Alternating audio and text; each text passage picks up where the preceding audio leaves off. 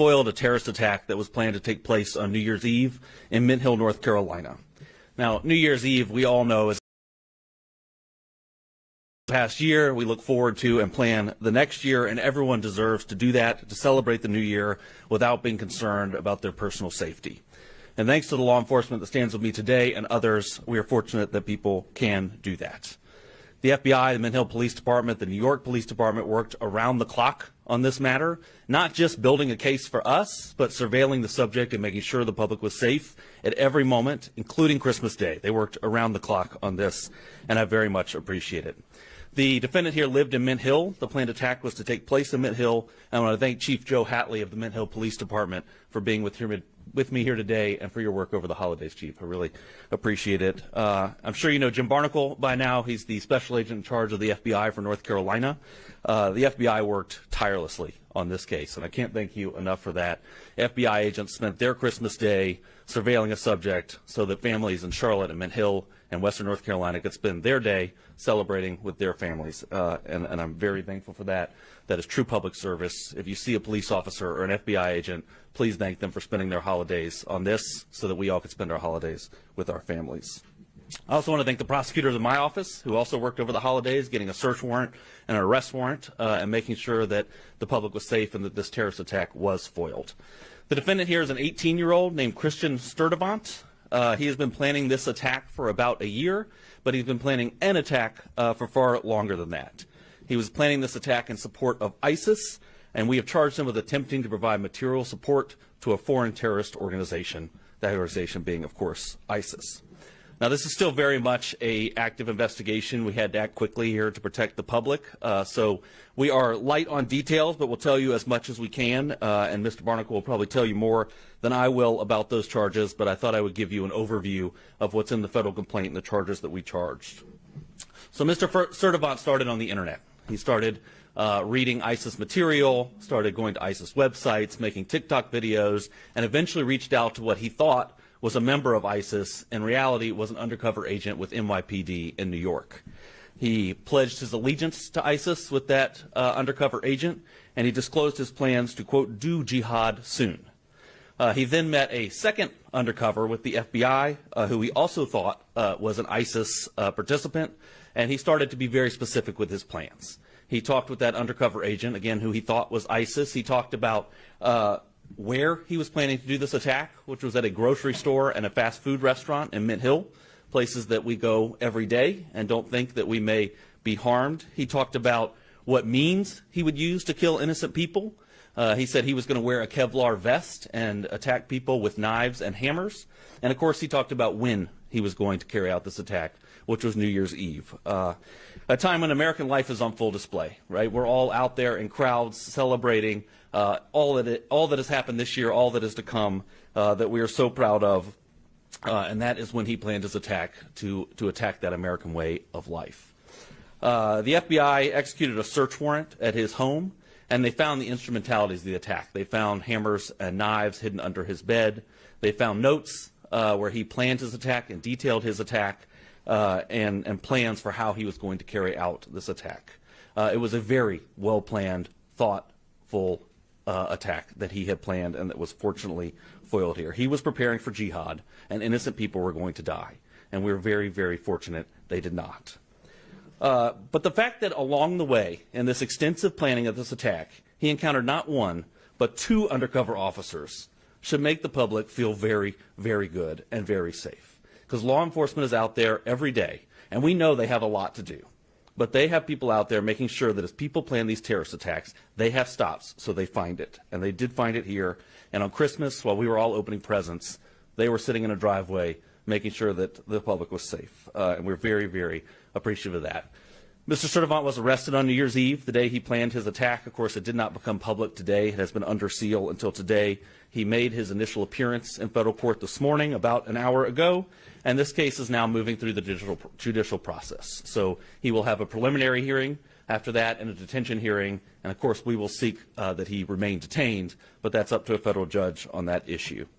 He faces a statutory maximum sentence of 20 years. But as I always tell you, every individual defendant gets a sentencing hearing where a judge takes into account a host of factors under the United States sentencing guidelines. They look at that individual defendant. The judge, he or she, looks at that individual defendant and makes a decision on sentencing, so we don't know what the ultimate sentence will be here. Originally, and I think it is notable, as part of their efforts, the FBI took Mr. Sturtevant to a state magistrate judge to try to have him involuntarily committed. And that was because he had threatened not only other people's lives, but in the process said that he planned to die by a policeman shooting him. So he had threatened other people's lives and self-harm, but the state magistrate judge denied involuntary commitment. Fortunately, the FBI did not give up then and continued to build a federal case and get the evidence they needed to charge him and detain him and keep everyone safe on New Year's Eve. And I'm very, very thankful for that, because countless lives were saved here. On New Year's Eve, everyone is at the grocery store. We're all buying the things we need to celebrate, and we could have had a significant, significant loss of life and significant injury here. So we will be here at the federal level dedicated to making sure the public is safe, like we were in this case. And I know that there's a lot that goes on behind the scenes that's never public for investigative reasons, and it's very it brings me satisfaction to be able to tell the public what law enforcement is doing when you don't know it, and what's going on behind the scenes to keep everyone safe. So with that, I will turn it over to Special Agent in Charge Barnacle, who can tell you a little bit more about the details. Thank you, Mr. Ferguson, and thank you, Chief Hatley from the Mint Hill Police Department, for your partnership in this investigation. My name is James Barnacle. I am the Special Agent in Charge of the FBI here in North Carolina. Christian Sturtevant pledged his loyalty to ISIS and committed himself to killing Americans on New Year's Eve.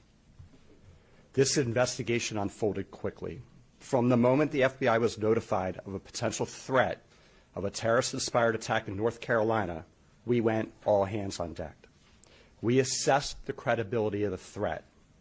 The investigation lasted about 2 weeks, included numerous investigative techniques, partnerships with law enforcement agencies, and cooperation from the American public.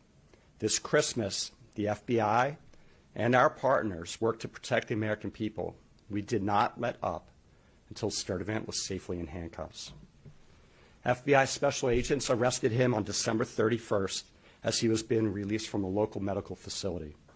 On Monday night, as Russ just said, the FBI's evidence response team conducted a search, an authorized search, at his home and on his cellular phone. What we found was a manifesto, which the federal complaint alleges contained detailed plans to execute a massacre on New Year's Eve as people shop, for the holidays.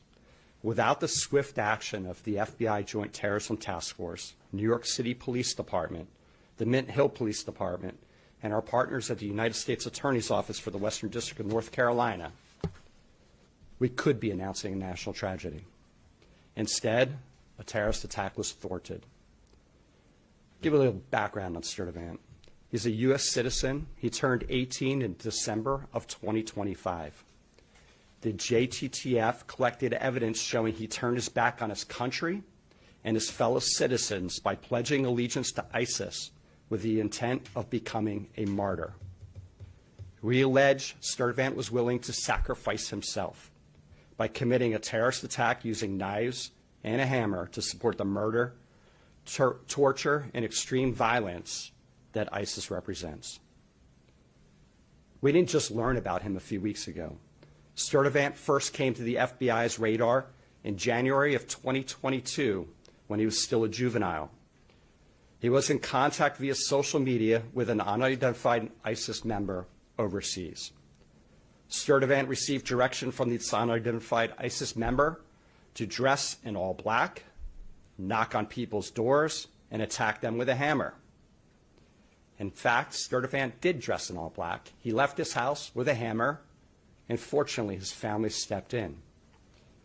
Sturtevant, no charges were filed at that time. He was referred for psychological care, and he underwent psychological care, of which I don't know the details. The FBI was told he no longer had access to social media. On December 18th, a week prior to Christmas, the Charlotte field office learned it wasn't true, that he was now back on social media. After several FBI offices around this country and the New York Police Department alerted the Charlotte JTTF of a TikTok account username Abu Bakr al-Amerki, who made multiple posts in support of ISIS. Sturdivant was identified as the account holder.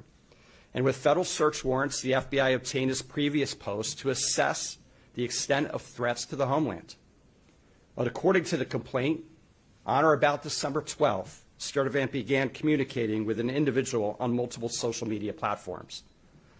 Unbeknownst to Sturdivant, he was talking to a government online covert employee. Within just a few days, Sturdivant direct messaged the online covert employee with a picture of 2 hammers and a knife. The message was significant since in recent years, an ISIS propaganda magazine promoted the use of knives to conduct terrorist attacks in Western countries. The same ISIS magazine which suggested using vehicles to ram crowds, like the terrorist attack last year on New Year's Day on Bourbon Street. The conversations between the undercover employee and Sturdivant escalated further. Sturdivant allegedly sent a voice recording pledging Bayat, a loyalty oath to ISIS. And on December 20th, the direct messaging allegedly showed Sturdivant asking for help getting firearms, specifically weapons, guns, to carry out the terrorist attack at a food market here in Charlotte area. Thankfully, that did not occur. This investigation was conducted by several FBI field offices, the FBI Joint Terrorism Task Force, which includes the following members: the Charlotte Mecklenburg Police Department, the Matthews Police Department, the Monroe Police Department, the Bureau of Alcohol, Tobacco, Firearms, and Explosives, the United States Customs and Border Protection, the Federal Air Marshal Service, Homeland Security Investigations, Internal Revenue Service, IRS-CI, the United States Postal Inspection Service, U.S. Citizenship and Immigration Services. Also, the NYPD, the FBI New York JTTF, the FBI Columbia Division, and the Mint Hill Police Department were instrumental in thwarting this attack. And of course, alongside our partners at the U.S. Attorney's Office in the Western District of North Carolina, and the Department of Justice. This investigation highlights the very real threat posed by people who self-radicalize online and are inspired by jihadist ideologies espoused by foreign terrorist organizations. They seek to attack soft targets with easily accessible weapons and with little to no warning.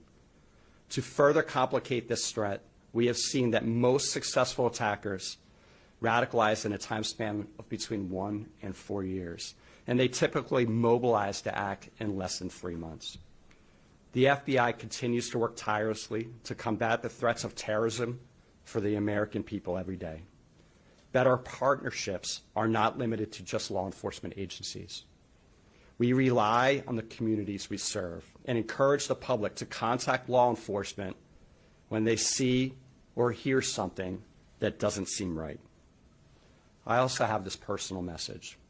If your child, relative, friend, or neighbor is sliding into a dangerous ideology, you'll be the first to see it. And together we can stop it. The threats we face are bigger than any one law enforcement or intelligence agency, requiring everyone who hears this message to work together to keep people safe. I want to thank our members of the Joint Terrorism Task Force that sit over here today for their diligent effort. We spoke, I can't tell you the number of hours, and this is not an attaboy to the FBI or our partners. They worked nonstop for about 14 days, 24/7, digging through everything we had and keeping surveillance on this subject so we could intervene if he were to potentially attack. Through Christmas Eve, every single day, all weekend. So thank you for your commitment to keeping America safe. With that, turn it over to Mr. Ferguson for any questions you may have. Well, thank you. And let me reiterate my thanks to the Joint Terrorism Task Force, to the Mint Hill Police Department, and of course to the prosecutors in my office who worked on this. So, Jennifer, yeah. Special News, North Carolina. Can you clarify where the planned attacks in Mint Hill, like which grocery store and which restaurant this was expected to take place at? I don't believe it's public yet which grocery store and which fast food restaurant. I can tell you they were in Mint Hill. And as the investigation moves forward, I'm sure that will become public, but it's not at this point. It's on still under investigation. One more follow-up Sure, of question. course. Make sure I understood that correctly. Did you say that the arrest took place after he received medical attention? Did I hear that correctly? No. So the FBI went to a state magistrate judge to try to get him involuntarily committed for medical attention, and it was denied by the state magistrate. Thank you. Whether he got medical attention after that, I don't know. Yes. Hi, Joe Murphy Jim. from Charlotte Observer. I was wondering, why did the judge, magistrate, deny? We were not involved in the state court hearing. Obviously, we deal in federal court here. From what I understand, it was a very short hearing, and I don't know of any reasoning given. When was it? Yeah, that was Monday night, Late Monday night. In Mint Hill or Mecklenburg County? In- Here Charlotte, or, Mecklenburg County. Correct. thank you. Hunter, yeah. Hunter with Channel 9. Following up on that, Burger King is listed in the actual document with a grocery store nearby. The only grocery store nearby is Harris Teeter. Is that confirming it? So the subject worked at Burger King. There, I believe, are a number of grocery stores within the vicinity, and we're not quite there on the exact plan of his attack, but you're on the right path. Okay, and was this a lone wolf attack, or was there any connection to any other plots that have been foiled across the country here recently? Yeah, that's a great question. And this subject was working alone, we believe, at this stage in the investigation. But what's interesting about that is he didn't think he was working alone. He had contacted two different members that he thought were ISIS and working with him, obtaining firearms for him. They happened to be undercover agents, so he was working alone, but it wasn't his intention to work alone. So, yeah, Katie. Russ Katie with WBTV. You mentioned the grandfather had tried to prevent an attack before. Were they aware of his recent posts on social media? Did they know anything about his recent planned attacks at all from the investigation? I don't have any indication the grandparents were aware of the social media posts. What we do know is that the grandfather secured the knives in the home, secured the hammers, tried to make sure that Mr. Sturdivant did not have them, and yet when we executed the search warrant, they were found under his bed. So, thank you. Jen. Jen Correa from Queen City News. Just wondering if the grandparents are going to be facing anything or if they're cooperating with you on this. Obviously, they knew something was up, but did they do enough to be okay? That's a great question. The grandparents have been interviewed, and our investigation's ongoing, and we'll see where it goes. But right now, and especially in the very urgent part of this, we've been focused on Mr. Sturdivant. Hunter, yeah. In here, before that 2022, where he went out to try to stab neighbors and his grandfather stopped him, it said that before that he had pledged allegiance to ISIS. Is there any reason why he wasn't charged? I know he was psychologically examined, but why did he face any charges? Yes, it's a great question. That was, and I'll let you weigh in on this too. I'll note that he was a juvenile at that time. He was 14, and I do think we're very fortunate he was 18 now because it makes it a whole lot easier to bring charges. I think you had something to add. No, I think that covers it. Okay. Thank you. Yeah, Diane. Sorry, just following up on that too. Was that something known at the time in 2022 that he was trying to stab or kill a neighbor, or was that determined at a later investigation? No. The FBI opened an investigation into Mr. Sturdivant in January of 2022. And we conducted a logical investigation. The case agents actually are sitting here today. And these same case agents picked up the investigation a couple weeks ago. Are you all considering any other charges as well? We're always considering additional charges. And so in this case in particular, because this is a very early and an ongoing investigation, we are certainly investigating and looking at other charges, whether that's a firearm charge or some other charge. Right now, we feel confident we have this charge, which is attempted material support of ISIS, but we'll see how the investigation unfolds from here. Thank you. Yeah, definitely. Hunter. I have a question for Chief. Of course. If you would. Certainly. I mean, we see this in parts of our country, but you never think it's your own city. This is Mint Hill that is now a thwarted ISIS terrorist attack. What are your thoughts on all of this? Truly, I believe that's everyone's famous last words. It's never going to happen here. It will never, that can't be my neighbor. It can happen anywhere. Yeah, Diane. I know that he spoke with two undercover agents.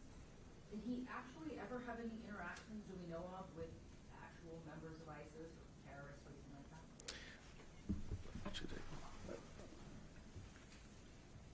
He was a prolific poster in social media, and he also went into various social media chat rooms and engaged with other people. We are leaving no stone unturned here. Our investigation is not over at all. We are looking to find out if there are any associates, if there are any friends, if there are any people he were working with, whether it's domestically here in the United States or overseas. We have ruled out additional threats from him in the United States. We are communicating with domestic and international partners for potential other avenues of investigation. Russ, Katie, Kate. again, we just saw that thwarted attack in Seattle as well. Should we be concerned about this becoming a persistent problem in the Western District of North Carolina? I sure hope not. I mean, I think that we should feel comfort that the FBI was there and that this defendant not only encountered one undercover agent, but encountered two, one with NYPD and one with the FBI. Which I think shows you what's going on behind the scenes to protect the public. Of course, everyone should be vigilant. We all know the adage, if you see something, say something, which seems kind of ridiculous at this point, but it remains true. It's little things that sometimes bring these things to the attention of law enforcement, so I hope people will do that. And like Mr. Barnacle said, in situations like this, it's really family. It's family. And monitoring, especially your children's online presence, where this defendant was on TikTok in chat rooms communicating with people.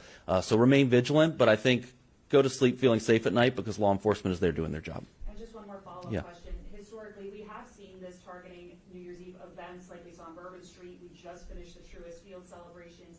Do we know why he was targeting the grocery store chain at all, or is that not public yet?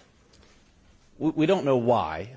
I can tell you from my view, New Year's Eve is where the American way of life is on full display. We're celebrating how wonderful it is to be here and all that this country has given us. And I think for a terrorist, that is a ripe opportunity to attack that way of life. Yeah, we do have some intelligence that he was looking at a grocery store because there would be a lot of people there. He knew there would be a lot of people there grocery shopping, which is why we said that in our remarks. He was looking for a high-profile place. There's a couple grocery stores in Mint Hill. He wasn't set on just one. He was looking at multiple, whichever one had the most people in it. Yeah. Hey, Anna.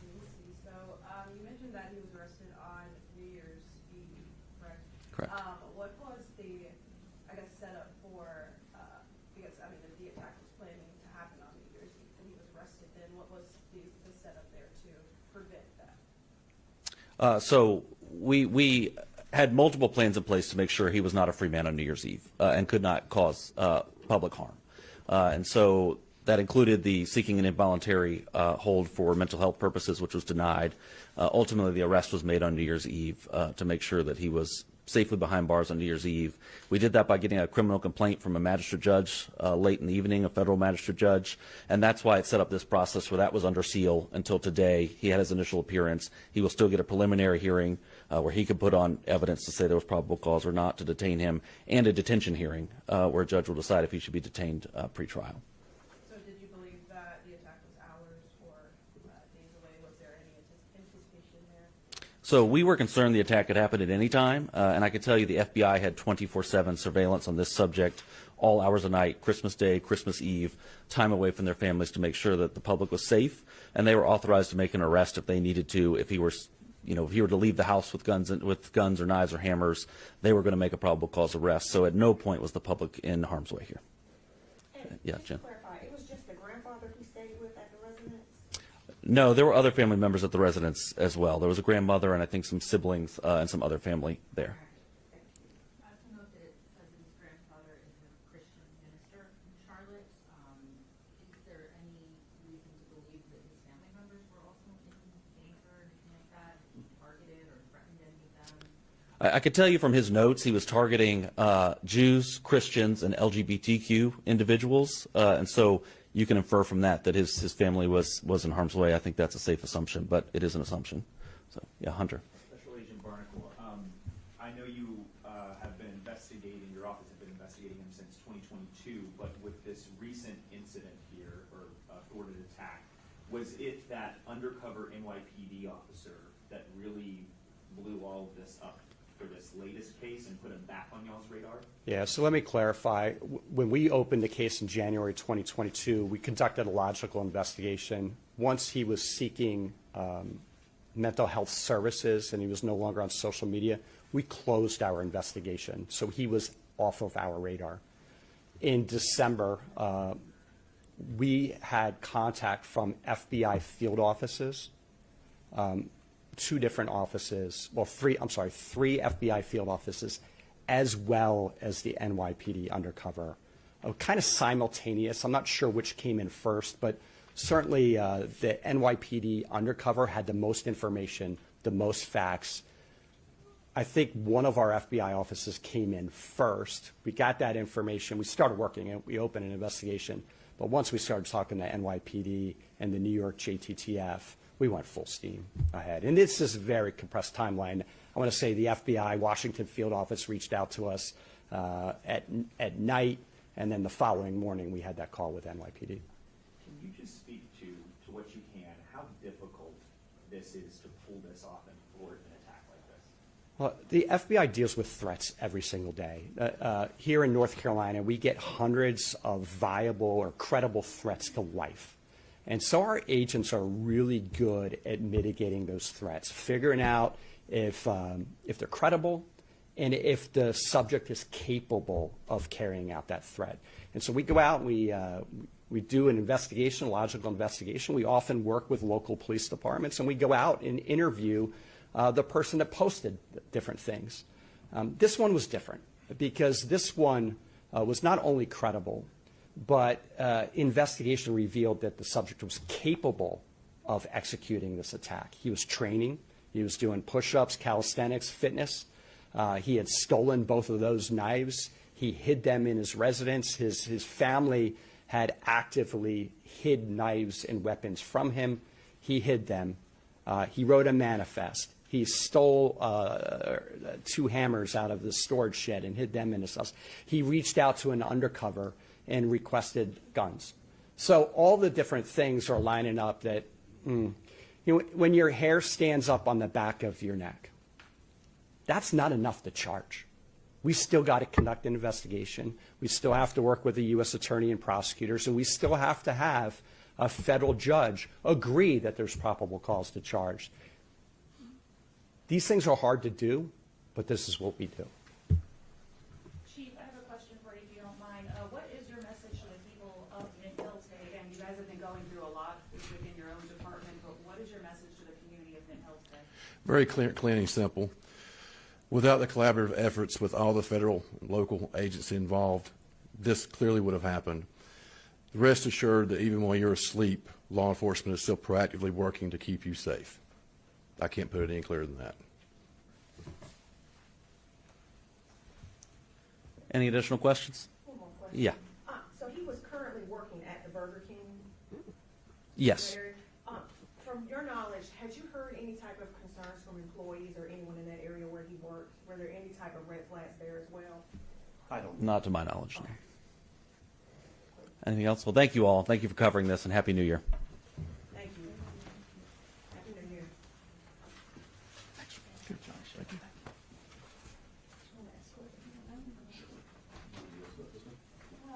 Whichever way. Okay.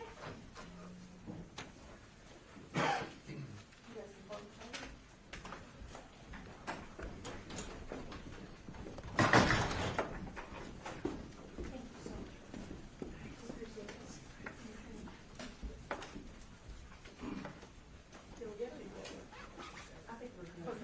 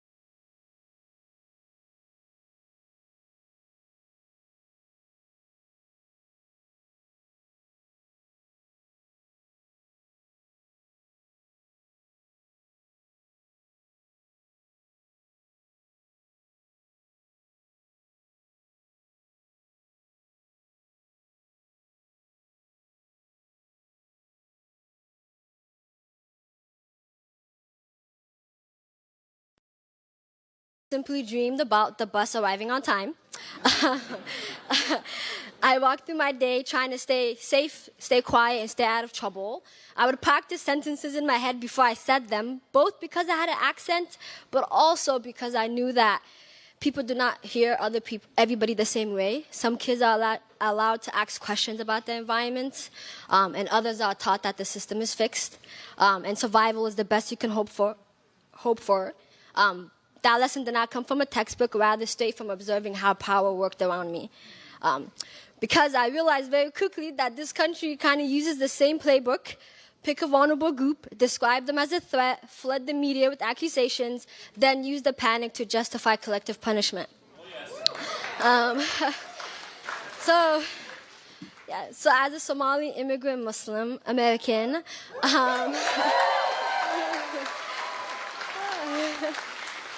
thank you. I miss Seattle. But our community knows this script very well. So we had surveillance of our mosque, travel bans, a certain president calling us garbage. And this rhetoric doesn't stay abstract. It always filters down. So we've seen these past few weeks people pulling up to Somali daycares and establishments demanding that they prove that they're not committing fraud. They're literally harassing our neighbors and our children because they believe that we inherently are untrustworthy. This is what sustained dehumanization does. It starts as language, it becomes a belief, and then it shows up in real places with real consequences. But this playbook is not exclusive to us. So we've seen after the Supreme Court Dobbs reversal, reproductive care became a battleground, forcing people to travel, delay care, or carry pregnancies against their will. Trans youth were being turned into political targets, with lawmakers trying to criminalize their doctors, families, and their very existence. Immigrant policies have also forcefully ripped families apart by design, turning humans into case numbers and seats on deportation flights. But this is exactly why city leadership matters, because when national politics become cool, cities still have power. Local governments can either reproduce harm or they can interrupt it. To be clear, a city cannot fix everything. A mayor is not a superhero. But local leadership can organize protection at the scale of daily life. Because rights are not just words, they're practices. Rights exist in whether you can walk down the street without being harassed, whether your kid can learn without being signaled out, and whether you can access health care, whether you can worship without being watched, and whether your family can stay together, and whether you can be queer in public without scanning the room first. And the difference between feeling the full weight of federal cruelty or being shielded by it comes down to interruption. How will we protect each other? How will the mayor interrupt those who wish to harm our city and our community? The truth is, I am standing here today because my life was interrupted by people who constantly refuse to let systems decide my ceiling. Like Rainy Beach High School teachers who noticed me and stayed past the semester, community organizers at Wall Block who taught me that policy is something you can shape, not survive.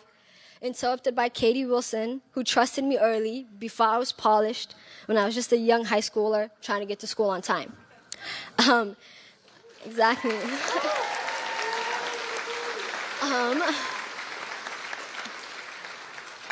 And that interruption matters because through Rainy Beach High School work,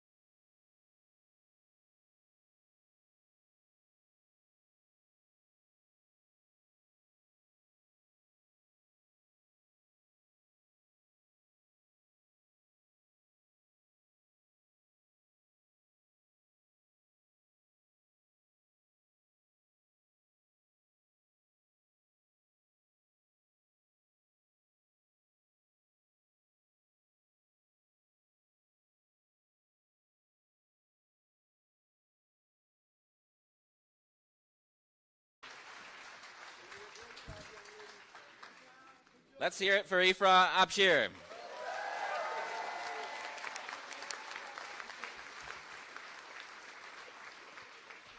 Our next speaker is Jarvis Capuchin.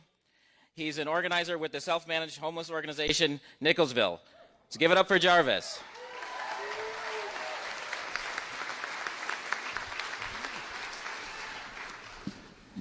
Well, I don't know if I can follow Abraham. That was great. Good morning, everyone, and Happy New Year. I'm thrilled and honored to be asked to speak before you today here as we celebrate the inauguration of our new mayor, Katie Bill Wilson. Katie is someone that I've known for about 15 years now, and someone I've met with for a quintessentially Seattle cup of coffee. And I'm so proud that she's been elected as our new mayor. For years, I've been a participant in grassroots self-managed homeless-led organizations, and often we'll meet with elected officials, mayors, council members, and the like. Funny enough, I was just talking to her earlier. We were upstairs in the mayor's office. It's the first time I've been in the mayor's office since Mayor Murray 2 years ago.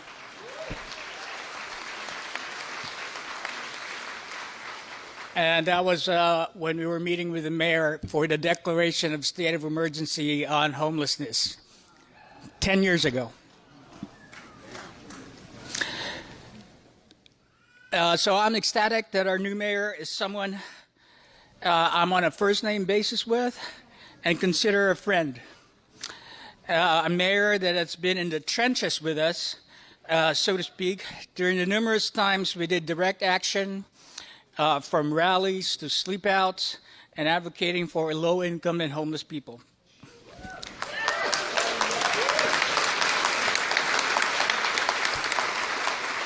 I first met Katie during the early days of the Transit Riders Union when I was still homeless, staying at 10 City 3. I remember, if I remember correctly, our first collaboration was during the demise of the ride-free area in downtown Seattle, a program that's been in place for 4 decades. That was in 2012.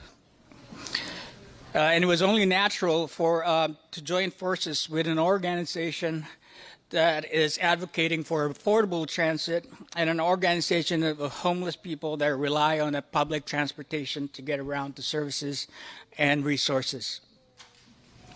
At one point, we had to close our shelters due to rising costs and lack of funding. We decided to stick it together and camp out in tents in the plaza of the King County Administration Building.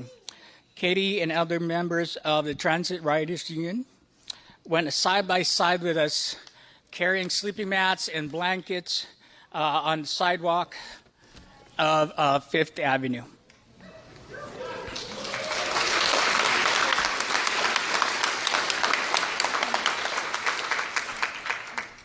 Katie and I played a lot of Scrabble together. Mostly after brainstorming sessions. Sometimes she'd call me for coffee or a beer, just to try and play and beat me in Scrabble. She got me on those 2-letter words that are really beyond, you can't really use in ordinary conversations.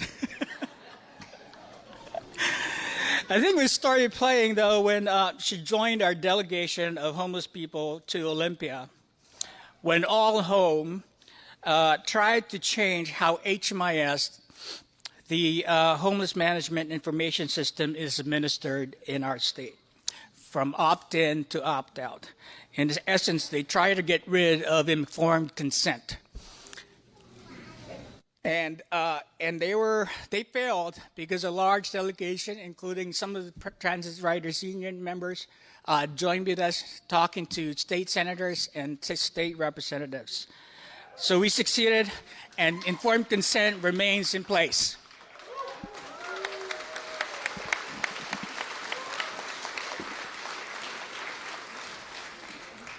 Not quite sure about the chronology of all events and collaborations with the Transit Riders Union, specifically with Katie.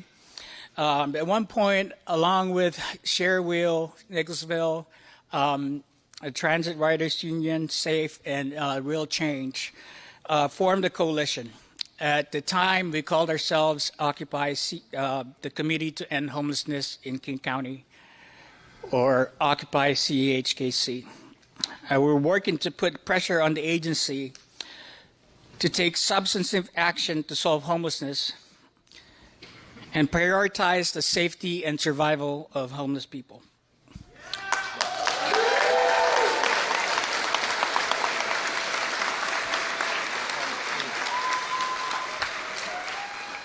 To this end, we made our presence known at the committee's governing board meetings.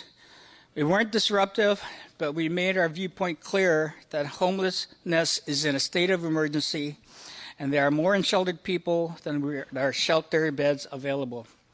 And without shelter, people die. Yes. Some of you may not be aware that KCRHA is the third iteration of our county's continuum of care. First, there was the Committee to End Homelessness in King County, CHKC, and the 10-year plan to end homelessness that ended in 2015. Then it became All Home, and now we have the King County Regional Homelessness Authority. And with each iteration, the goals have changed from ending homelessness with CHKC to making homelessness just rare, brief, and one time with All Home. And with KCRHA now, the goal is just reducing unsheltered homelessness. We were lowering the bar. How are you doing that? So during one meeting at CHKC, we held up names of homeless people who had died unsheltered.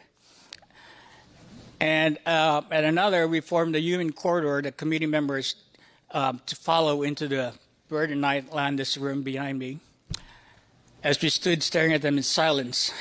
And in all of this, Katie Wilson was a steady presence by our side. Coincidentally, our coalition, the name of our coalition evolved into our city coalition in 2015. The focus was ensuring that homeless people have their input respected regarding a new ordinance governing encampments and tiny house villages. As her campaign motto states, this is our city.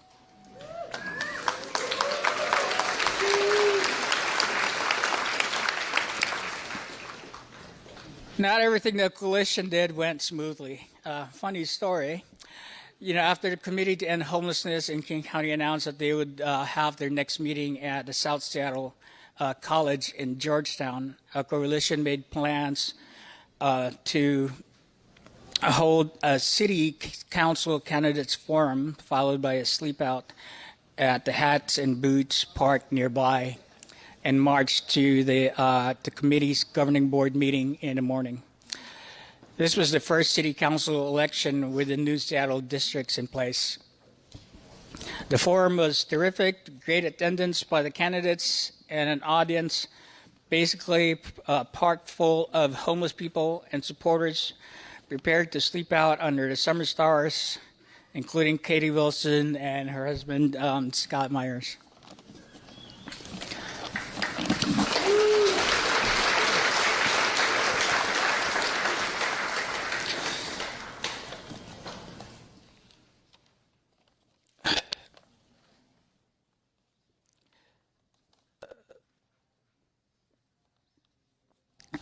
So during the sleep out around 4 a.m. in the morning, someone from the Parks Department that helped us get the permit for the sleep out at Hatton Boots Park forget to tell the supervisor for the park to turn off the water sprinklers. 4 a.m. Water sprinklers start going off, and we're all like, we just keep hearing people shouting, and we were all getting soaked. Nice way to wake up. So I'm pretty sure I'm forgetting some because there's been plenty of numerous actions that we did alongside Katie and the Transit Riders Union, including the formation of the Stay Healthy Coalition, advocating for renters' protections and rights.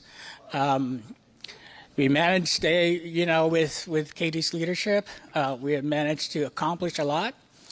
And I'm pretty sure with us working with Katie as we start the year and her new administration, I'm hopeful and excited of what we can accomplish together.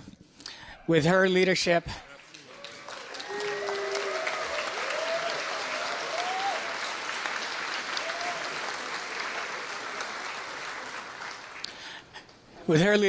and guided by her dedication to low-income and poor people that can barely afford to live in the city, I'm hoping for the next great next 4 years, and hopefully we can address our affordability crisis and finally also address our homelessness crisis to the scale and urgency it deserves.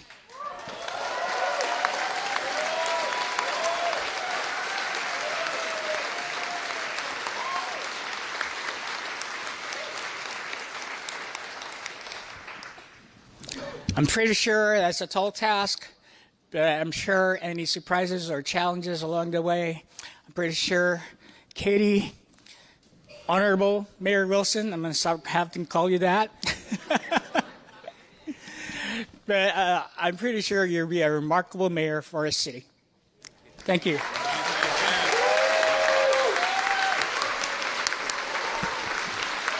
Let's hear it for Jarvis Capuchin.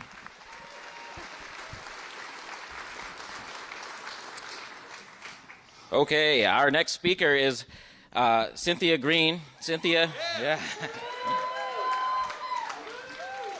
Cynthia is an 8-decade resident of Seattle who grew up in the Central District, and she is the namesake of the Cynthia A. Green Family Center in Skyway.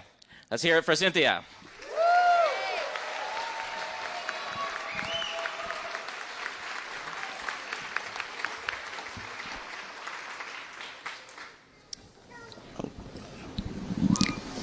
Good morning. Morning. My name is Cynthia Green, and this morning I have the honor of standing before you as a witness to history.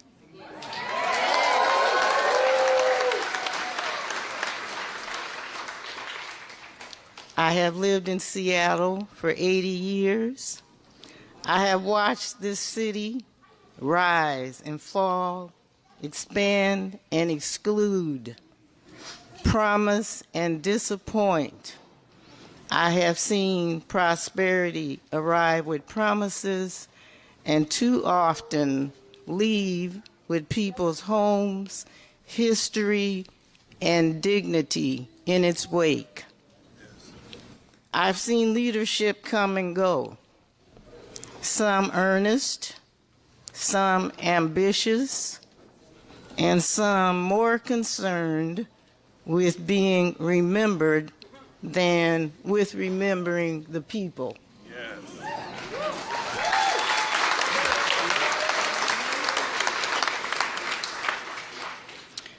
So when I say this moment matters, I say it with the weight of a long memory. Today, we swear in a mayor who did not come from the loudest rooms or the richest donors.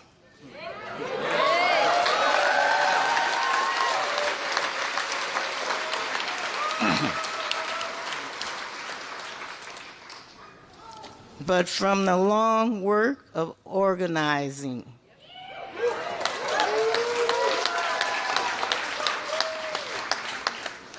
listening, and standing with people who are usually told to wait their turn. Mayor Katie Wilson.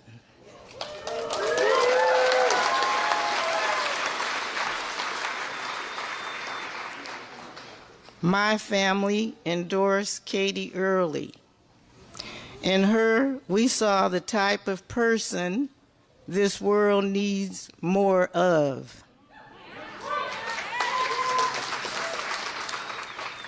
Someone brave enough to risk failure in practice of love and justice, rather than find comfort in preserving a system that survives on unconcern. And let me tell you, we caught some criticism for it. We were cautioned to be sensible, urged to temper our hopes and accept what was deemed realistic. But history has taught us this: realism, accepting a situation as it is, this is often the language of those who have grown comfortable living with inequity.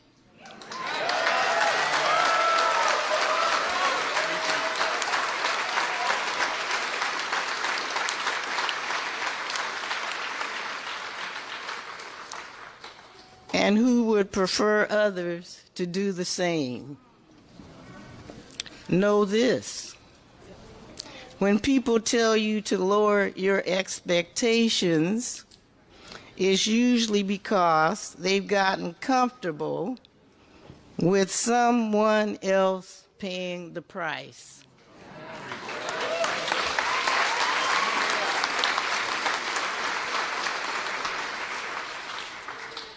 We did not waver because it was time not just for change, but for a new vision.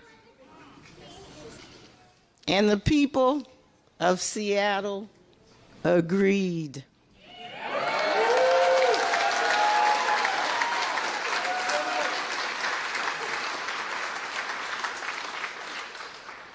Today is more than a celebration for our mayor. It is victory for the people who refuse to disappear from this city.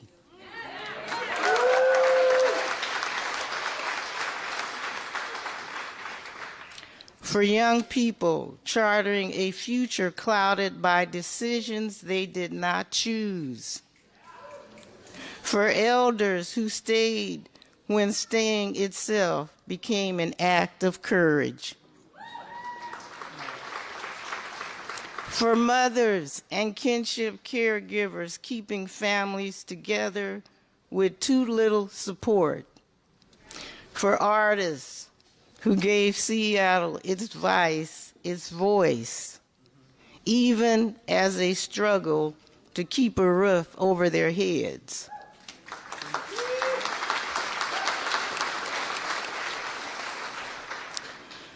Seattle does not belong only to the powerful or to the ones with wealth collected. It also belongs to the people who love it, labor in it, and believe in it.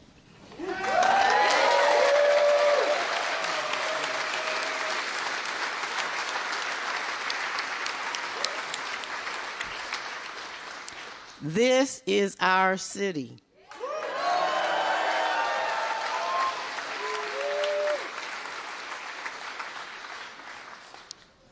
Katie has talked about vision from the beginning.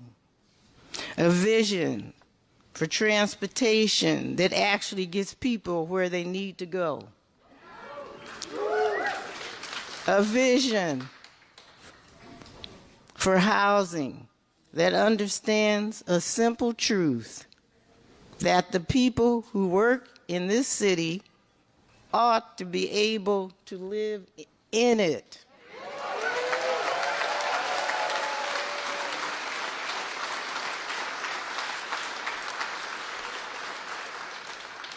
A vision that does not confuse growth with goodness. That's right. Let me tell you why that matters. Not long ago, I spoke with a grandmother raising her grandchildren after their mother passed. She did everything right, worked when she could, kept the kids in school, paid what she could toward the rent, but when her hours were cut just a little, the rent didn't bend with her, the notice came anyway. That family didn't lose their home because of a lack of effort. They lost it because the system makes no room for care, for illness, or for loss. That's not a personal failure. That's a policy failure.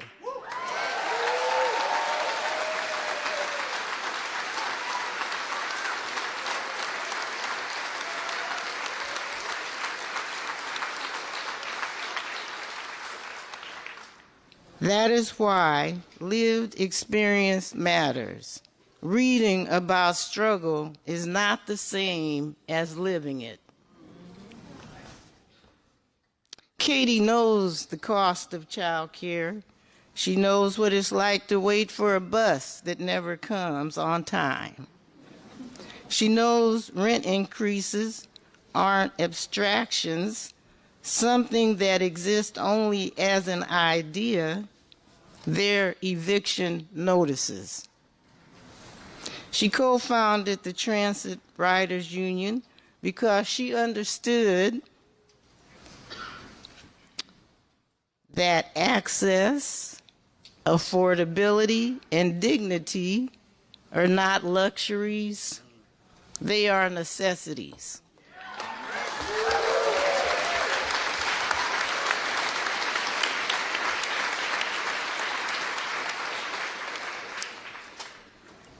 And she didn't just organize for change when it was fashionable. She showed up when it was hard. That's the difference. So, Mayor Wilson, the path ahead will be hard. You will be celebrated, and then you will be scrutinized. Your work and actions will be looked over. You will be lifted up and then torn back down. This is the pattern.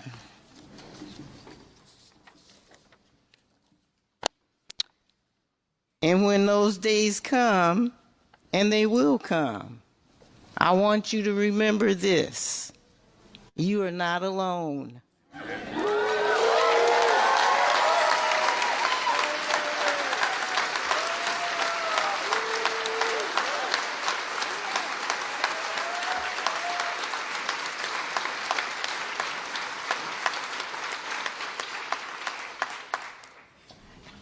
You have assembled a team that reflects the true Seattle: multiracial, multi-generational, rooted in community, rich in lived wisdom, people who understand that loudness is not clarity, that ego is not leadership, that compassion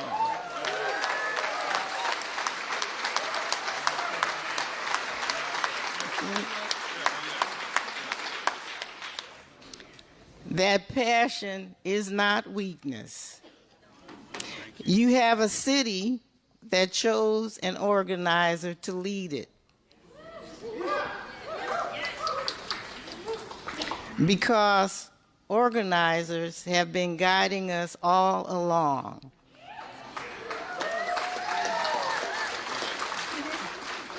Through mutual aid circles, community gardens, and cultural sanctuaries.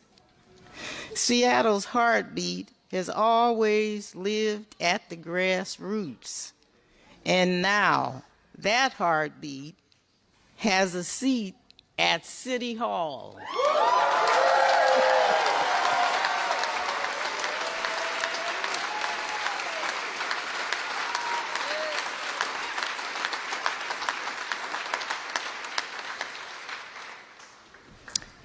And today is not the conclusion of the work. This is the beginning.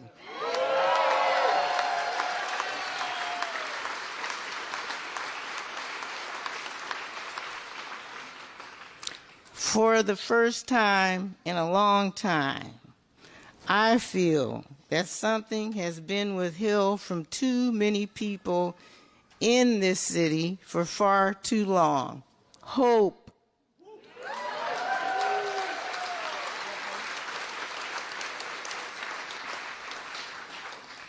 Seattle can hope again.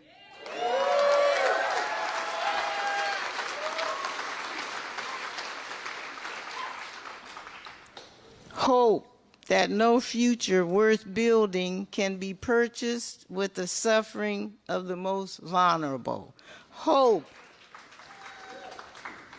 insists that leadership is not serving the few while managing the many, but the responsibility to hold the whole, to govern with love, integrity, and truth.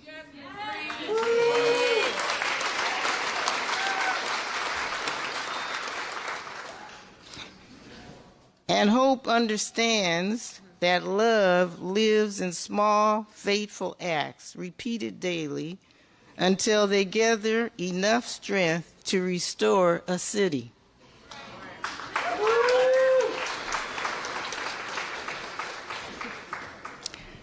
Seattle is not finished. It is a place still becoming, a city waiting to be born again.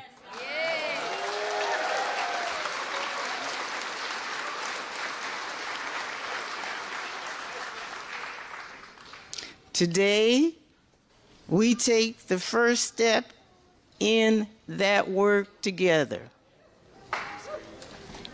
Mayor Wilson, we placed our trust in you with clear eyes and committed hearts.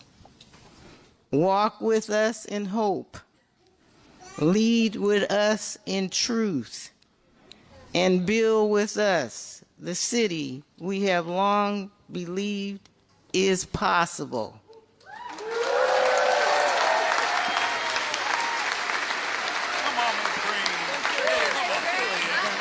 Okay.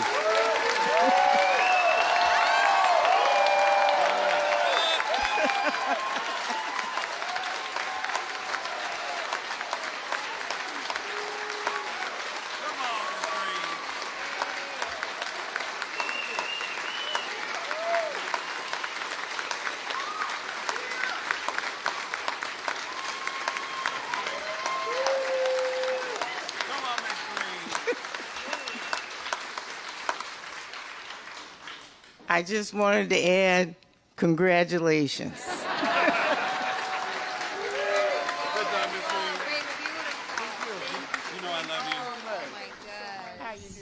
Let's hear it for Cynthia Green.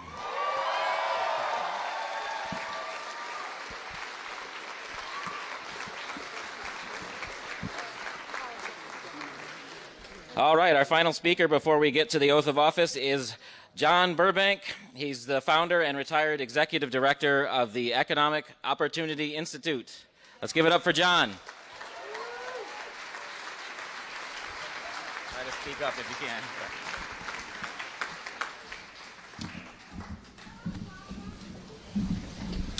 Wow, what an amazing audience and amazing day. And thank you, Cynthia. That was just such a marvelous talk. Thank you, Scott, for adjusting the microphone. But all the way, we should know that Scott happens to be one of the best bagel bakers in the city of Seattle. And a very special thank you to Katie Wilson, to Scott Myers, and Josie. And an overwhelming thank you to the activist citizens who worked their hearts out to elect Katie Wilson as our next mayor.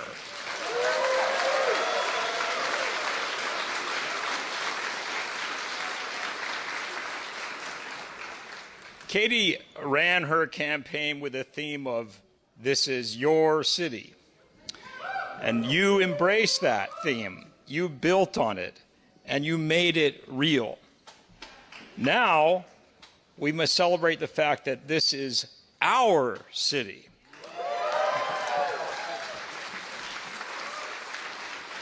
And as Seattle is our city, we must act, all of us act, with responsibility, with respect, with purpose, and with goodwill. We must work together to create our shared and thriving Commonwealth of Seattle.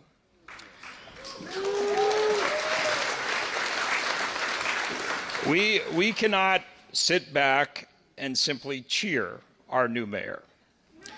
We cannot just celebrate Alexis Rink, Dion Foster, Erica Evans, and Eddie Lynn.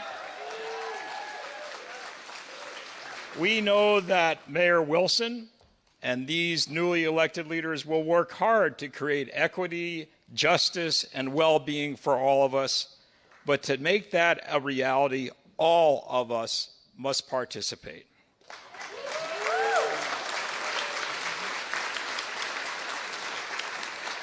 We must continue to be innovative, persistent, demanding citizens, and always, always keep our eyes on the prize.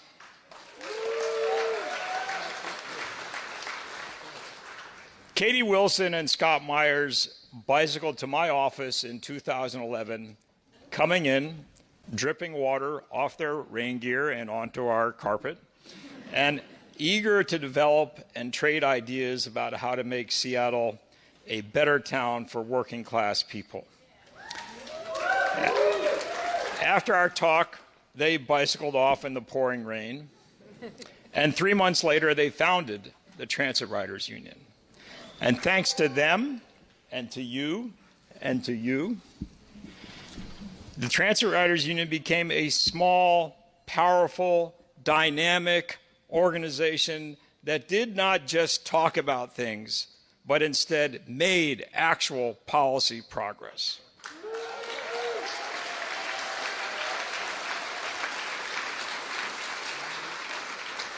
Katie never gives up. The day after Trump's first election, Katie came to my office and said, "Let's start the movement to Trump-proof Seattle."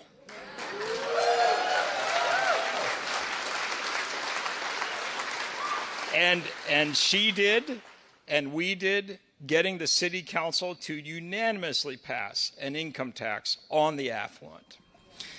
And while that was stymied in the courts, it set the stage for progressive taxation, thanks in large part to Katie Wilson.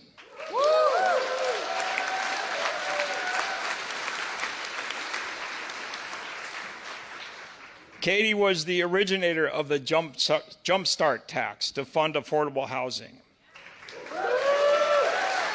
And from Jumpstart, we developed the excess compensation tax to fund social housing. And the voters got it, and their votes for the excess compensation tax catapulted Katie into her campaign for mayor. And that was just 10 months ago. How do we honor Katie, this incredibly courageous and audacious and shy citizen of Seattle? We thank her for running and winning her campaign to become Seattle's mayor. We thank her for her undaunted, quiet, lonely, sometimes going door to door with Josie in a baby carrier, and ultimately successful campaigning to increase the minimum wage in cities ringing Seattle. We thank her for her youth and employee passes on Metro buses, We thank her for her nationally recognized work to enable an independent media.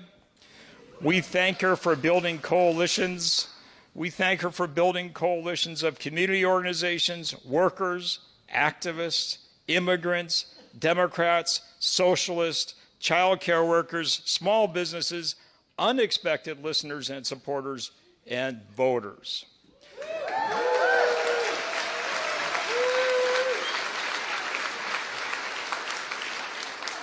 We thank Katie for listening, as she did on election eve, doorbelling in Ballard, when a man came to the door and said he had just had enough of politics and candidates and government.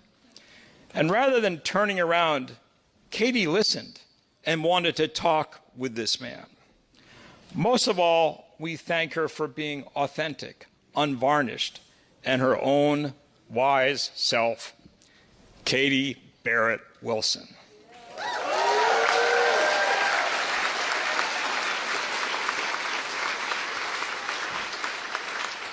A few years ago, Frank Chop, Larry Gossett, and I were at a Transit Riders Union annual fundraiser.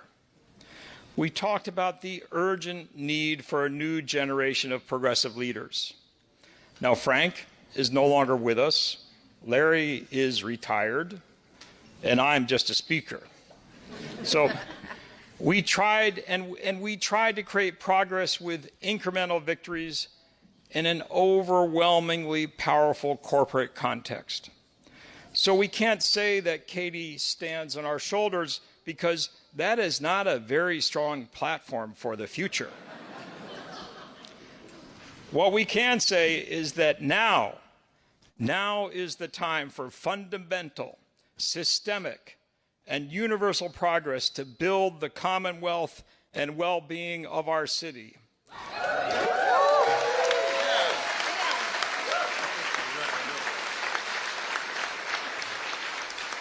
And rising from the ashes of Trumpism and neoliberalism, our new mayor will lead us in creating a phoenix of hope and opportunity, of goodwill and economic security for all of us in this great city of Seattle.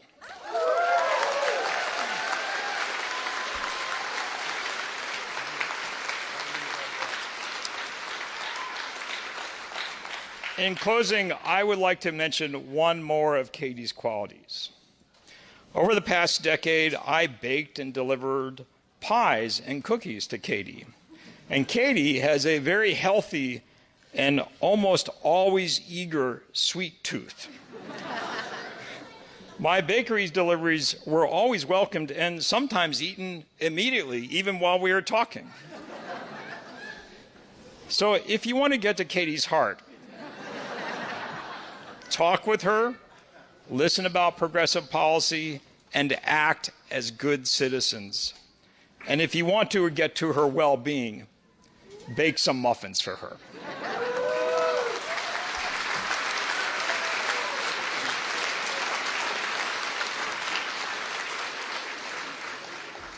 It's such an honor for me and for all of us that Katie is our new wonderful and wise mayor.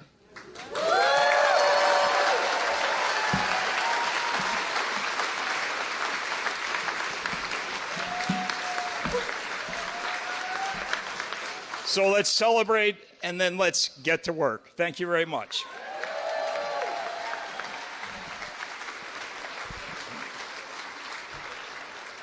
Thank you, John Burbank. Okay, now it's time to get on to business and administer the oath of office. I'd like to introduce Pauline Vancinas. Pauline is a founding member of the Transit Riders Union, and since 2020, she's also made a name for herself as the Transit Fairy. She's going to administer the oath of office.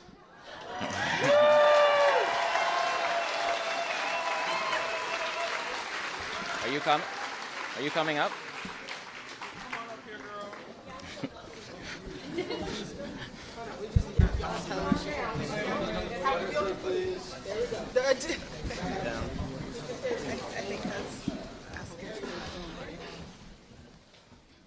This is Pauline.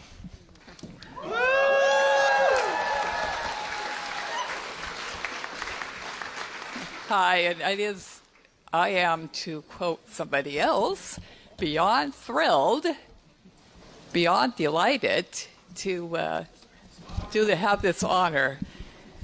Now, Katie surprised me about a week ago with this, and I am just tickled pink to be here. There, can you guys hear me? Okay, yeah. Yeah.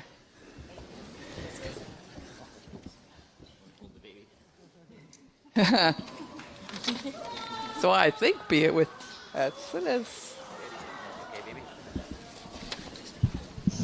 Yeah, as I said, it is. I am absolutely thrilled to do this. So, without further ado, Katie. You got it? Okay.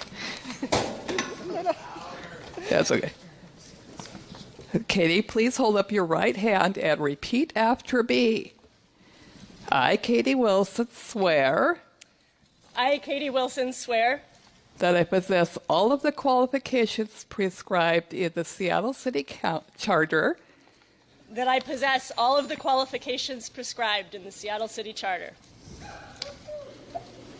And the Seattle Municipal Code. And the Seattle Municipal Code. For the position of Mayor of the City of Seattle. For the position of Mayor of the City of Seattle.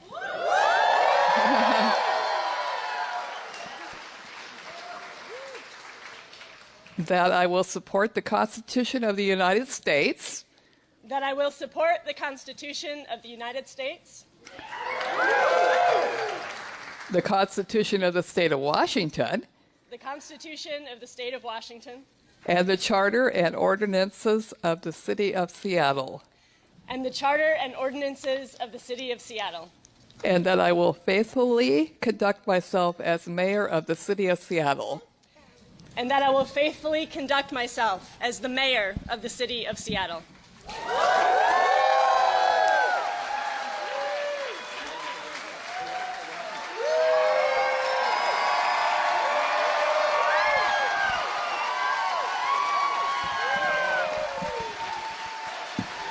Hey, your new mayor, Katie Wilson. Katie, woo!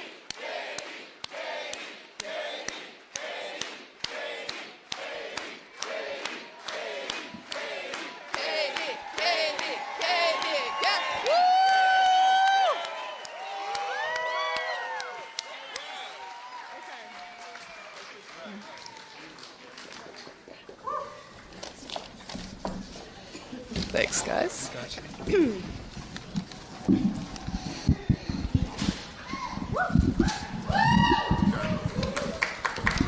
Yeah, just a little bit higher, I guess.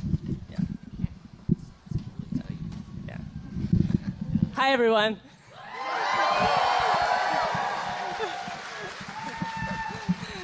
I know you've all been standing for a long time. Just a little longer. So my team asked me if I wanted some help with my speech.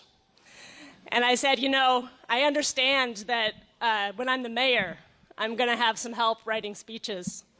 But I feel like maybe this is my last time where I get to just say whatever I want.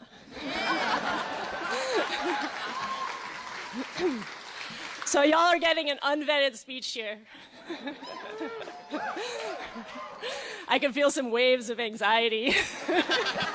It's going to be okay. It is such a pleasure and an honor to be here with all of you today. I look out and I see so many people who have played a role in getting us to this place of promise and hope. I see friends and colleagues and family. I see people I've known for years and others I just met this year and many others who I don't yet know. I see people whose names are known and celebrated and others whose work is quiet and behind the scenes, but no less important. I see fellow organizers. I see union members. I see tech workers and baristas. I see city employees.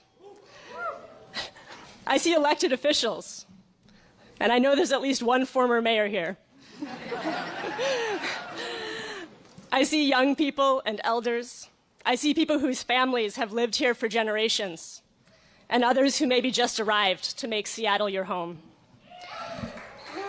And to all of you, and to everyone watching from afar, and to all of the people who could not be here today because they are doing the hard, unsung work that makes Seattle run, I say, this is your city.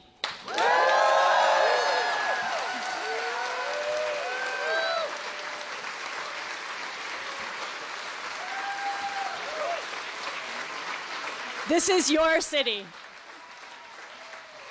This is your city, and as your mayor, I will work every single day to make that not just a phrase, but a living reality.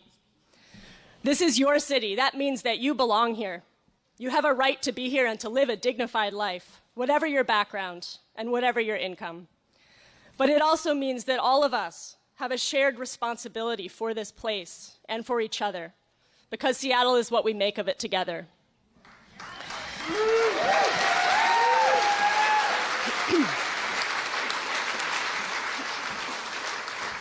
It's hard for me to believe that it's been less than 2 months since the election. And in that short space of time, a lot has happened. For one thing, I'm getting really, really good at hiring people. But seriously, I am very excited about the team that will be joining me in the mayor's office. I remember a conversation that I had with my husband sometime shortly after the primary, when it began to look like I might actually become the mayor. And we were talking about what qualities are important in hiring staff, a subject that we obviously knew a lot about. In the end, we concluded that the most important thing is character. Someone might share my vision and my worldview. They might be competent and experienced and effective. But if they're not in this work for the right reasons, if they don't have enough self-awareness to reflect on their own motivations and rise above themselves when needed, then that's not a person that I should put in a position of power.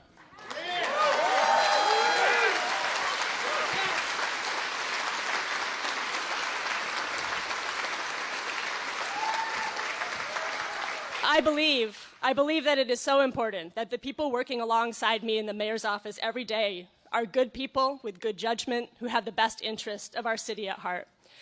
And I am filled with confidence and hope for the future, in part because I know that that is going to be the case. We're still building this team, but many of them are already on board and are sprinkled among you here today, and I hope you get to meet them. What else has happened since election night? Well, late last month, I had the honor of being noticed by the President of the United States, who called me a very, very liberal/communist mayor.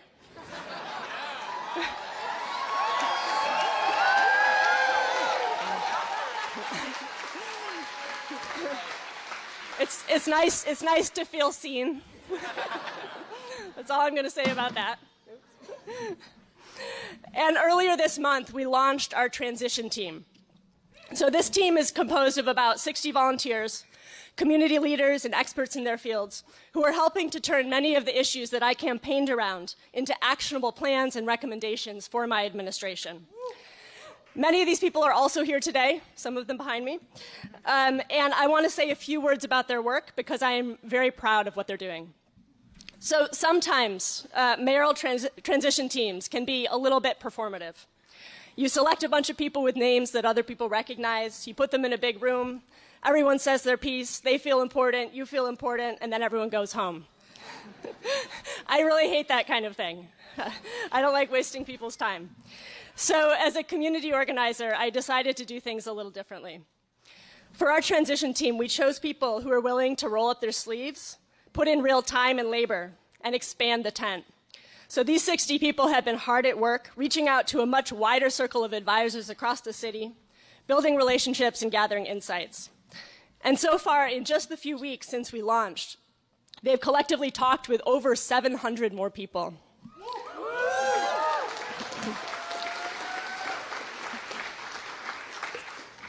This process will continue through January, and I am so grateful for the work of this team and excited to see the recommendations that they assemble. They're digging into all the subjects you might expect: housing and homelessness and transportation and climate action and workers' rights and public safety and so on and on. But when my transition director first shared with me a proposal for the work groups that we would be assembling, there was one that stuck out to me. It was called Civic Narrative and Major Initiatives. And I was like, what does that even mean? Civic narrative. So that's the story that we tell about our city, our collective identity, who we are and where we're going. Major initiatives. They're what happens when the government teams up with the people and the institutions that have access to vast amounts of capital to put on big events or undertake big infrastructure projects that change the face of our city. Now, to be honest, this kind of city making and the civic boosterism that supports it, surrounds it, has never been my jam. I'm kind of a rabble-rouser. I campaigned on affordability, on homelessness, on taxing the rich.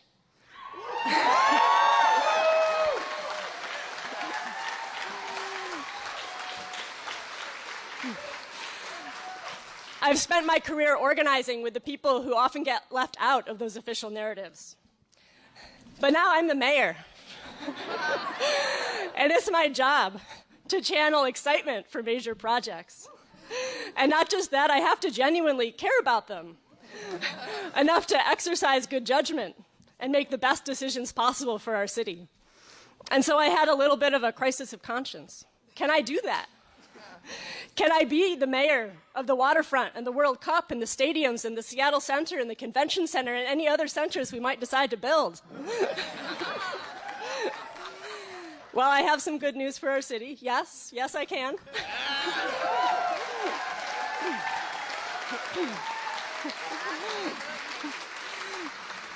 I'll do it in my own way, but I can do that. But that also got me thinking about this idea of civic narrative and Seattle's identity.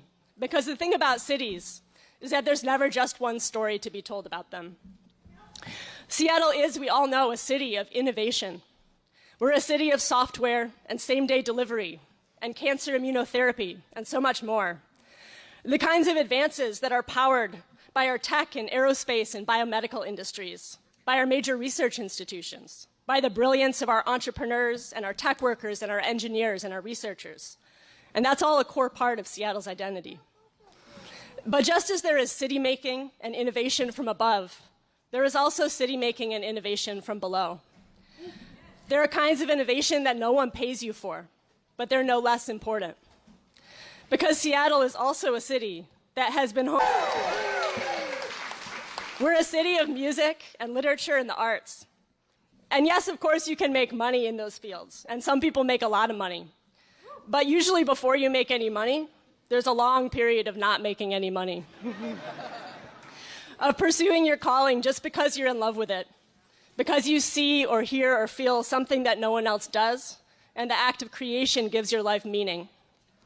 No one gives you venture capital to become a musician or a sculptor, or to start a small brick and mortar business, to bring something new to vacant space and enliven a neighborhood. And I can tell you from personal experience that no one pays you to start a transit riders union.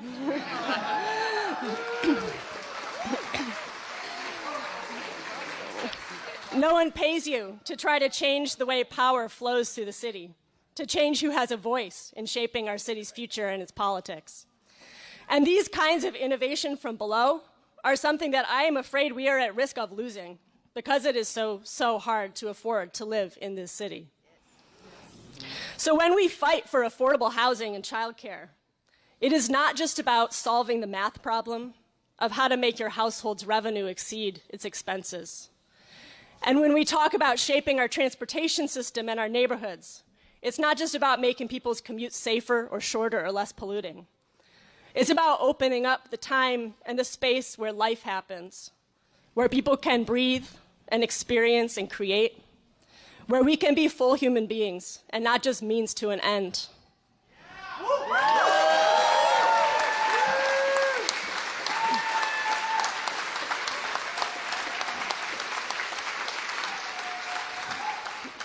I want to live in a city that honors what you're doing when you're not making money.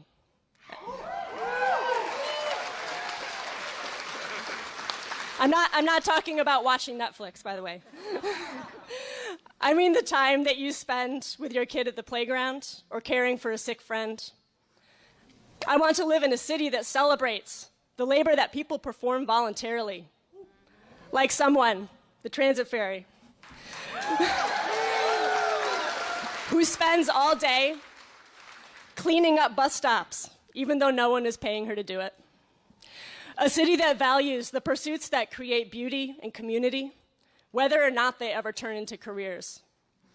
A city that thinks that you should have time to read a book and lay on the grass staring up at the clouds. Because we need bread, but we need roses too.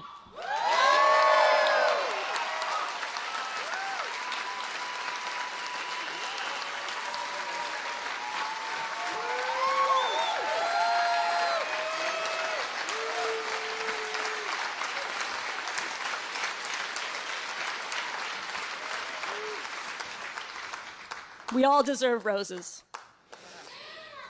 And we can honor this work and leisure too, not just by praising it or saying that we value it, but by fighting to make possible a way of life where you do not have to spend every waking moment figuring out how to pay your bills. Where you don't have to work multiple jobs to support your kids, where you can raise a family in an apartment because the city is your living room and the park's your backyard and the grocery store is a short walk away. And I believe that we can have all of this, but it will require yet another kind of innovation. Innovation at City Hall. We are in a moment that calls for vision and ambition. And also, I know that the necessary foundation for ambition is trust. And there is no more important part of my job as mayor than to build up deserved trust, your trust in local government. And that means listening and responding, solving problems and getting results. That means making true, tangible progress on problems like homelessness, where progress has eluded our city for so many years.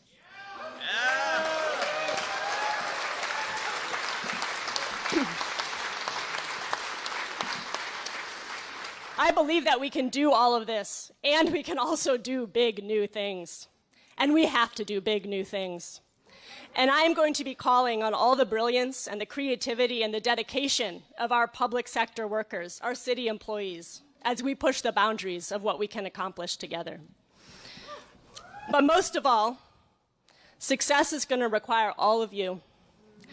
Is anyone here at Seattle City Hall for the very first time this morning? Yes! That's a lot of hands.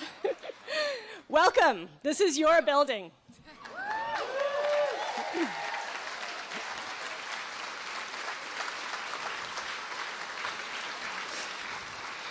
This is your building, and I'm going to need you to come back here again and again and again. Because the progress that we need to make is not just handed down from City Hall. That's not how power works. That's not how power has ever worked. We would not have an 8-hour day or a minimum wage or Social Security without workers organizing and fighting for those things.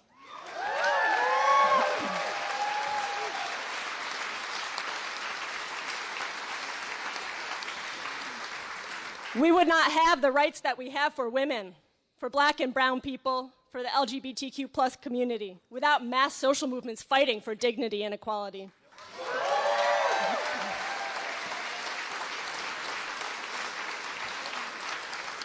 These things have never been given to us without people organizing and demanding change from those in positions of power. And the same is true here in Seattle. We wouldn't have some of the strongest tenant protections in the country without renters organizing for those laws. And we wouldn't have free transit for youth if students at Rainier Beach High School hadn't stood up and made that their fight.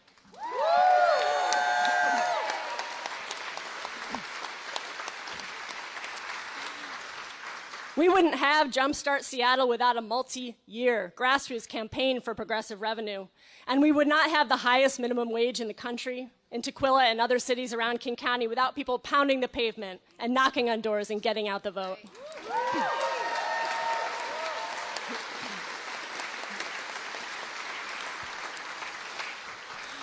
With all of you, is where this power lies. And that is why I intend to govern in a way that creates space for organizers and ordinary people to do the work of pushing our city and our society forward toward realizing our highest and best aspirations.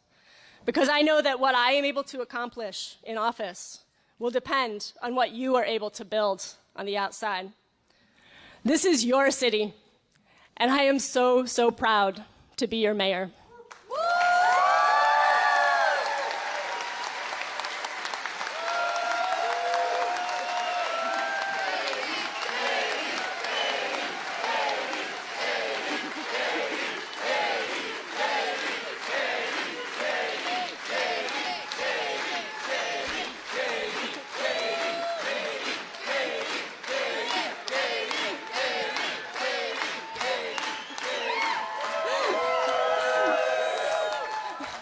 That's all I wanted to say. Let's do this together.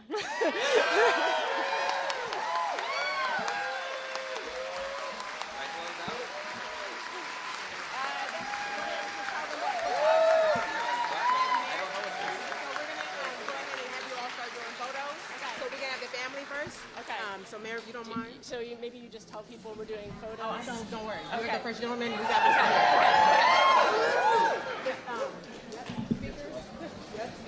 Should we tell people what they should do? Well, yeah, give me one second. Okay. Just you do this part. Yes, ma'am, I got it. Yes. All right, Seattle, are we ready for a new mayor? Seattle, you can do so much better than that. Are you ready for a new mayor? All right. Well, now it's our time to celebrate before the work gets started. So what's going to happen is this. We're going to take a few pictures. Okay, so if you're, matter of fact, if you have a sign, get in front of me. I'm just a voice, just a voice. And then what's going to happen is I have a colleague for everybody else here. On this side, we're going to start from the Christmas tree this way to start receiving. Okay, if you would like to take a picture with our new mayor and family, we're going to start right here. I have my colleague in a nice yellow. Public office. So I think it is kind of an interesting shift that we will all see together as Seattle will likely head in a new direction. Yeah, and she's focused once again on all the things she's been talking about during the election and leading up to her inauguration here about affordability, making it better for people to live and work in Seattle and be able to live in Seattle as well. And she really hit on that, and also mentioning the fact that the president, Donald Trump, has highlighted her and had some things to say about her, calling her, I believe, a communist at one point. But she got a round of applause from the audience when she mentioned that as well. Yeah, a democratic socialist, a sort of communist. And she said she was she seemed fine with that description, but did not speak any more on the matter. However, she continued to hammer home the idea of affordability, talking a lot about the fact that workers who work lower paying jobs should feel just as comfortable living in the city as anybody else. And she herself lives in an apartment with her young family. And it's something that she says that she will be working towards, in addition to the topic of homelessness as well. Yeah, those are her big topics, and she spoke about them just now. But let's check in with Dan Griffin, who is down there covering all this. I don't know, do we have Dan right now to talk about what we just heard here? And there he is. Yeah, Dan Griffin. What is your takeaway, Dan, from what we just heard from Katie Wilson, our new mayor in Seattle? Well, you know what? Certainly a message of, trying to look out for one another, caring for one another, coming together as a community. She said, this is your city. She mentioned a line that stuck with me pretty quickly. She said, we need bread, but we need roses too. So she talked about a lot of the things that she's looking forward to doing, addressing homelessness, affordability in the city. Also talking about the work that has been done to get to this point in the first place. She mentioned the youth coming together to get the transportation situation, getting free ridership for them as well. And what was really fascinating to me as she came out, she mentioned, this is a speech that she did not have anybody vet, so this was coming straight from the heart. The different types of things that she wants to address moving forward. She talked about the history and the different types of work that go on within the city here, day in, day out. There are people who have the spotlight, that work that you see on any given day. But she also mentioned there's a lot of people who are doing work that you might not know about. And she mentions that work and those contributions are just as important on a day-to-day basis. So she's mentioned here, a number of people that are going to be a part of her transition team. She talked about the fact that they've talked with hundreds and hundreds of people trying to get a better idea for recommendations about what it is that she needs to address. And so it's going to be fascinating to see what she learns over the next few weeks and maybe where she takes it from there. Yeah, Dan, she says, you don't need you shouldn't need a six-figure income to live in Seattle, but right now you do. Right. And she says that we got to tackle the homelessness issue. Well, there have been millions upon millions spent on the homeless issue, and it's only gotten worse. So her work is really cut out for her here. Absolutely. And, that's one of those things that I think a lot of people were concerned about with this election. They were curious about what's going to happen with homelessness. What kind of money is going to be put to addressing it, to helping people find homes, and also to improving the situation across the city. It's a very complicated issue. We talk year over year over year about the number of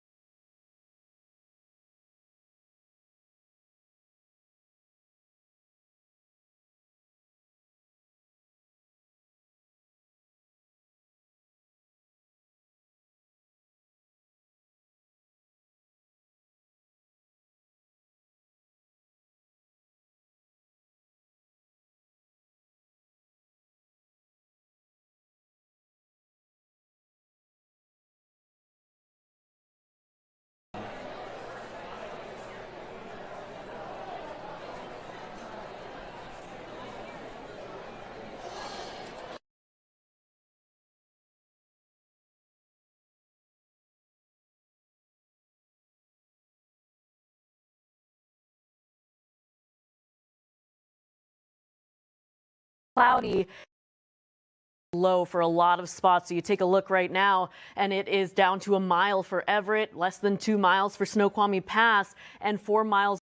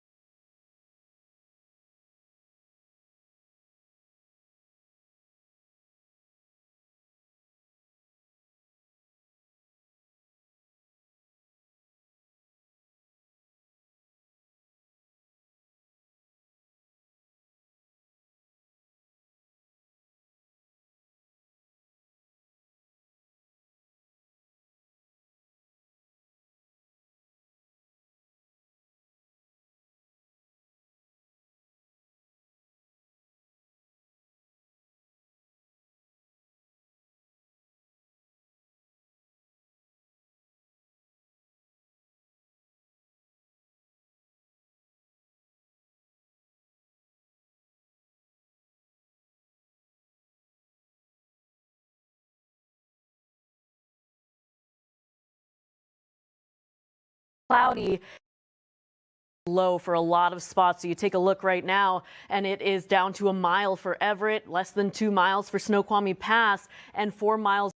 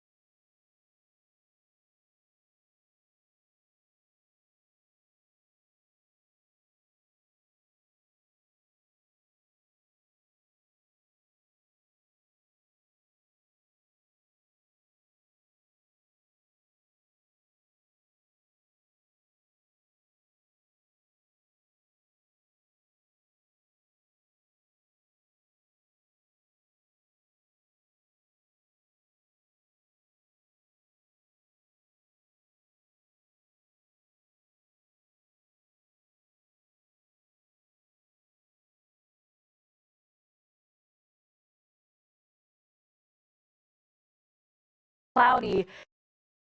Low for a lot of spots. So you take a look right now, and it is down to a mile for Everett, less than 2 miles for Snoqualmie Pass, and 4 miles